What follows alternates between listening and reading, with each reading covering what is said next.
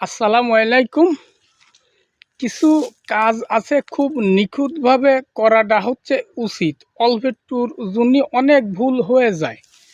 সেই ভুলের মধ্যেই একটা ভুল আছে, ৬-৭ বছরের যে বাচ্চা কিংবা ৩ বছরের বাচ্চা যখন হারাইয়ে যায় তখন মা বাপ গার্জিয়ানরা পাগল হয়ে যায়। এটা কলাম বাস্তব সত্য লিগ্যাল একটা কথা। সেই বাচ্চা যদি হারাইয়ে আর এক গ্রামে যে একটা মাঠের ভিতর যে যদি খেলাধুলা করতেছে সেই জায়গা যাইয়ে গার্জিয়ান মা বাপে যাই এমনি দেহে জড়ায় ধরে কলাম চুম্পকায় আদর করে, এই কাজটা করাটা কঠিন একটা ভুল।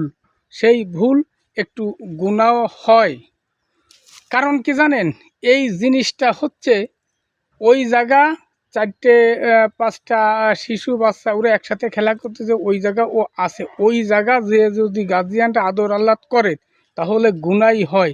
কারণ হচ্ছে ওই জায়গায় অনেক বাচ্চার মধ্যে এতিম বাচ্চাও থাকতে পারে। এই জন্যই ওই জায়গায় বসে আদর আহ্লাদ না করে ওরে সাইডে আইনে তারপর ওরে আদর আহ্লাদ করলেন, এইটে কলাম ফিটেম আর এইটে কলাম সঠিক।